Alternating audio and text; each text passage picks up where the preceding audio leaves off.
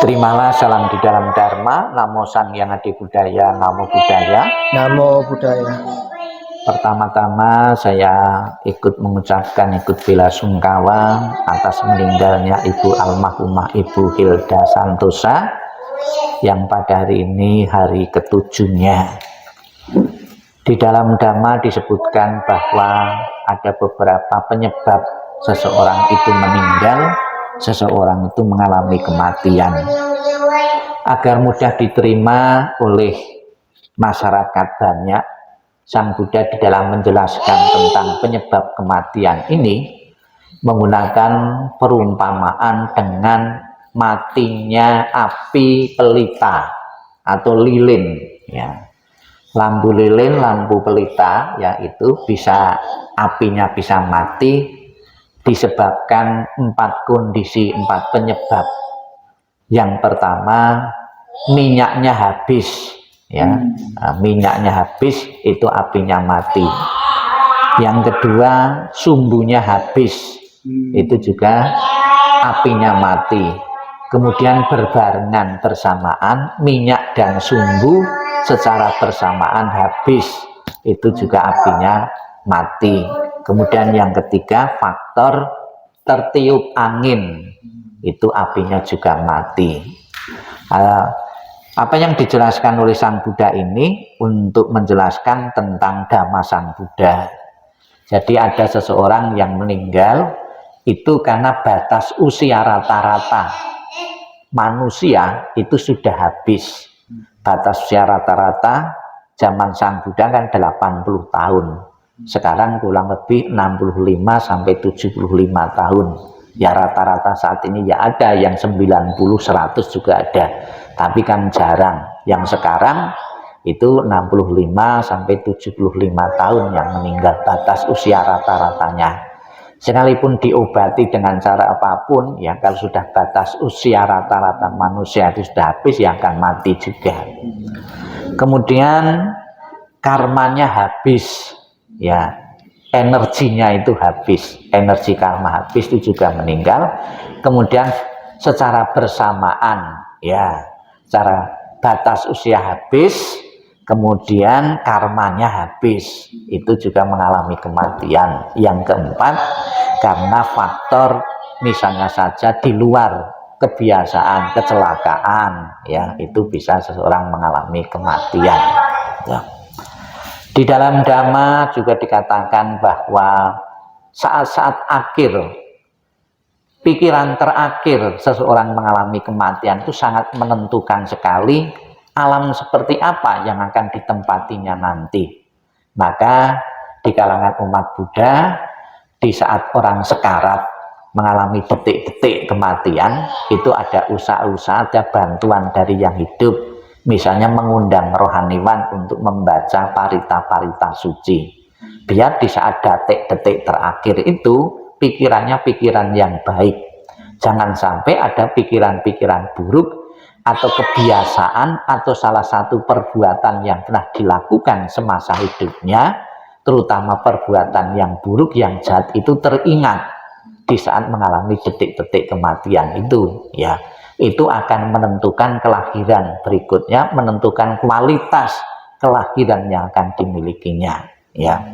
Dicontohkan ada seorang biku, ya, baru saja menerima jubah baru, ya, belum sempat pakai, ini sudah terburu meninggal. Dia melekat dengan jubah barunya. Karena melekat, bagaimana bisa tetap berada di dalam jubah itu? Dia terlahir sebagai kutu yang hidup di dalam jubah itu. Ketika mau dipotong-potong kain jubah tadi, mau jadi jubah, dibikin jubah, dijahit, Sang Buddha melarang, jangan dipotong-potong dulu, nanti menunggu seminggu, 7 hari.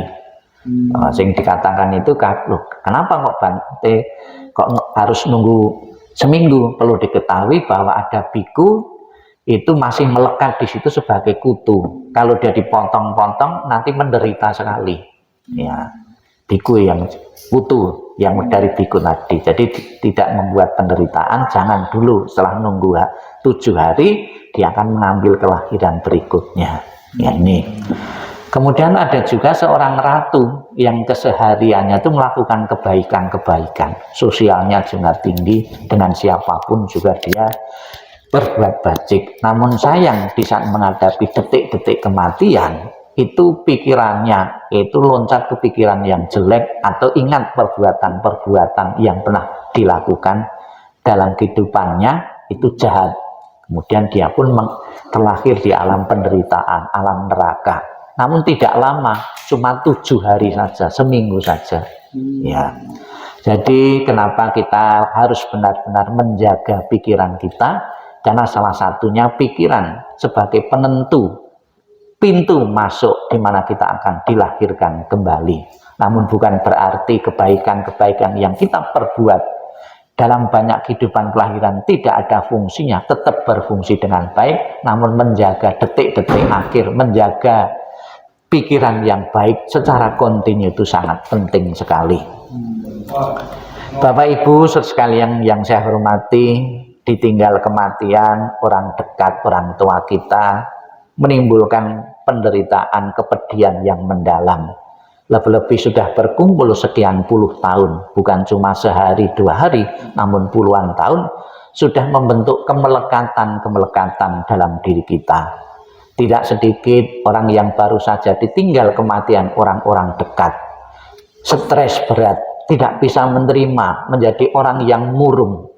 Dicontohkan di dalam kitab suci ada dua wanita yang baru saja ditinggal orang-orang dekatnya menyebabkan satu stres yang berat. Kisah Patacara. Ibu Patacara ini dalam waktu yang bersamaan kehilangan suaminya dipatok ular. Kemudian kehilangan anaknya, kedua anaknya, yang satu hanyut di sungai, yang satu dimakan burung elang pemakan. Kemudian hidup seorang diri, dia pulang ke rumah, ke kampung halamannya. Belum sampai ke kampung halamannya, dia mendapat berita bahwa kedua orang tuanya meninggal. Bisa kita bayangkan kepedihan penderitaan Patacara ini. Menjadi orang yang stres berat, yang tidak punya siapa-siapa lagi. Kemudian Sang Buddha datang memberi nasihat, saran kepada Patacara ini. Sang Buddha mengatakan, kamu kehilangan anakmu, kehilangan suamimu, kehilangan orang tuamu, bukan saja kehidupan saat ini, kamu juga pernah mengalami kelahiran yang lalu, kamu juga kehilangan saudara-saudaramu. Menyadari bahwa kehilangan, kematian saudara dan famili dekat bukan terjadi dalam satu kehidupan, namun kehidupan-kehidupan yang lalu pun juga pernah mengalaminya. Dia sadar, dan akhirnya bukan sadar dan menerima kematian orang-orang dekatnya, dia mampu mencapai tingkat kesucian Sotapanna setelah mendengarkan ceramah ajaran Sang Buddha. Kisah yang kedua adalah kisah Kesa Gotami. Kisah Gotami, dia kehilangan anak tunggalnya. Ya, bahkan dia sampai ada yang menyarankan Sang Buddha, cari saja biji lada dari orang yang belum pernah ada kematian di rumah itu.